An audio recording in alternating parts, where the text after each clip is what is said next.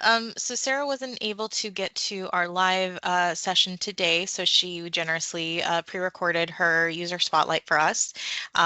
She is from Upper Iowa University, and I will let her great session speak for itself. Nick, can you go ahead and play it? Thank you so much. Okay, so that's good. Hi, my name is Sarah Brincks. I am the Tutor and Writing Center Director at Upper Iowa University, and we are big users of Accudemia. So I wanted to show you a little bit about what we do at Upper Iowa, how we use Accudemia, and then also what do we love about it. So just to give you an idea of what our campus is like, we serve, if I can get, there we go. We serve students in 12 total centers across the United States. Our main campus is in Fayette, Iowa, which is where I'm based. But we also have a large amount of students who take courses online, either in a synchronous format or in a self-paced asynchronous format. And also some who take those courses paper-based or web-based for our military population and whatnot. So we serve students all across the United States and across the world in a variety of ways. On our campus for the Tutor and Writing Center, we serve all of those students, and we operate on a 6-day-a-week schedule during regular business hours as well as night hours to meet the needs of our students. We currently employ a team of 10. So in my Tutor and Writing Center, there's myself, I have a graduate assistant who helps, I have a faculty tutor, and then 7 student tutors who offer expertise in a variety of subjects like biology, conservation management, psychology, accounting, and writing. So on our campus, Accudemia is our best way to schedule our students in a variety of ways. So we tried to make it pretty easy for our students. We have updated our own website to make scheduling a lot easier. So we support students in all of those formats through our in-person hours, whether they drop in or schedule that appointment. And then we also provide Zoom tutoring support, whatever best meets the needs of our students. And we encourage our students to submit their essays through Accudemia as well.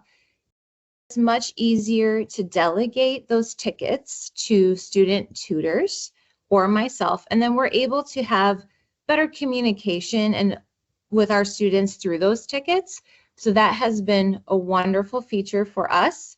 And also for our center with our student tutors, it's our best way to schedule and track our hours so that as students are completing their time cards in a different application, then we can compare the two and track to make sure that our hours are accurate. Some of my favorite features for Accudemia really come within the reporting feature.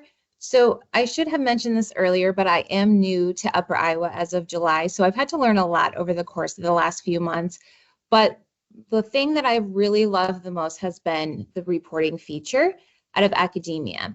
So I am able then to provide reports for the HLC Higher Learning Commission, for our administration, our dean, our VP for academic affairs, also for our SOS team, which is support our students, and that is made up of our student support staff members. And if one of the recommendations for us students SOS is to visit the Tutor and Writing Center, then I can pull those reports right then and make sure that students are coming. And then also our coaches like to get reports once in a while as well. If students aren't maybe attending a study table, but they're attending time and those study hours in our tutor center, then those are the reports I can provide to them so they can see that not only are they coming to visit, but they're also getting that work completed. We track that growth over time, so our hope has been to grow the tutor center and have more students be aware of our services. The goal over the course of this year has been to increase usage by 5%, and we're doing very well with that. And Accudemia has been instrumental in helping us show that. Also, then it informs us as to what services are being used the most. Is it the in-person tutoring? Is it the Zoom tutoring? And then for which courses are our students seeking assistance the most? What we tend to see for patterns over the course of this year for sure are within our English comp courses and also within our math courses tend to be our two biggest. And then also along with that, like I mentioned, it's great reporting for outside, but it's also great reporting for me as a director. So the 7 student tutors that I have on staff right now, 3 of them are going to be graduating in May. So I know based on those reports and our usage, what kind of tutors should I be looking for as we move into the 25-26 school year? Should I be looking for math or biology or accounting? Those are things that I can pull from those reports. And then also for our center hours as well. Because we have so many students online, because we have so many students in a self-paced format, our hours don't always work for everybody. So we can take a look at our different appointments and just kind of look for that time of day. If we have students that are asking for assistance on a Saturday or a Sunday afternoon, and we're providing those services, does that affect the hours that we currently have? So those are reports that we are going to be looking at as we close out the school year here in a couple of months, but it will better inform how we do things as we move forward. What I also love about Accudemia is that we have that single sign-on feature and we make it very accessible for our students, no matter what venue they happen to be in. So we have a link for Accudemia within their Brightspace, which is where all of our online courses are, and content for our in-person courses, so they can find Accudemia within Brightspace. We also have the My Apps page that Accudemia is pretty much, because of alphabetical order, is pretty much the first app that's available for students, so they can click there, and they can also find it through our website. Just an easy click and making that more accessible for them. Previously, it was a little bit buried, but we're trying to take away some of those barriers for our students so that not only can they find our services, but they feel comfortable and see the ease of scheduling those services. That is how we use Accudemia at Upper Iowa University within our Tutor and Writing Center.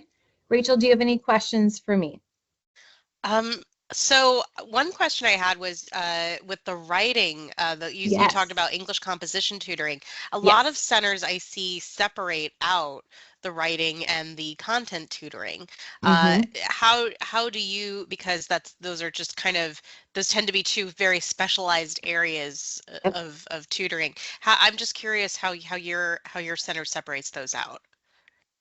Well, within our student tutors, we have 3 of our student tutors that are also have expertise in writing, but they also have expertise in other areas as well. So truly, we don't separate the 2 out, but we have it within our schedules that we can say, okay, if Johnny is a conservation management tutor, but also provides writing support, we have the availability within the tickets that all of our tutors show up so that we can choose the appropriate tutor to meet the needs of the student. Because we're still kind of figuring out some of the things with our self-paced students, because our reports don't fully match up, we do have students that also submit through our email if Accudemia is just not working for them, and then we kind of delegate from there. All right. Well, I'm glad that it's been able to show you such great data about the usage in your center. And are there any features that you are not currently using that are maybe on the docket to implement at a later date? That is a great question that I'm not sure I know the answer to at this point, just because, again, I feel like I'm learning something about Accudemia every single day.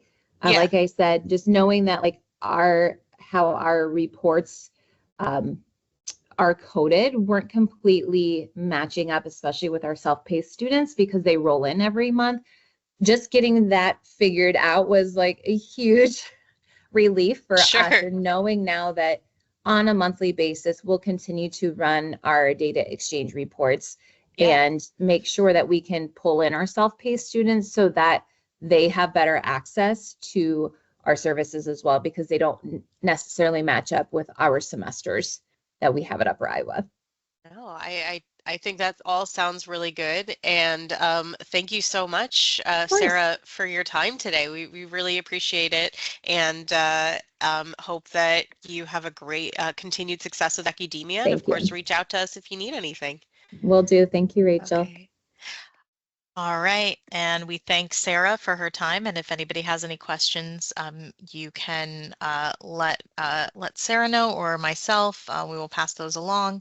And I know everybody knows where to find us. So if you do have any questions, you can reach out. But it's I'm glad we had some great questions this week. It's always good to be able to ask those in a group format.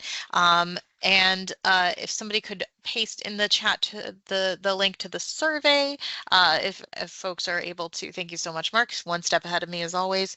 And if you're able to fill out that survey, that really helps us with making sure that these sessions remain useful and relevant for you. So we appreciate everyone's time today. We hope this has been a very useful session for you all, and we will see you again. Don't forget to sign up for that webinar and take a look at the conference as well. We'd love to have you join. It's going to be some really great sessions this year for academia and general professional development. Thank you everyone for joining us, and hope everybody has a great rest of your week.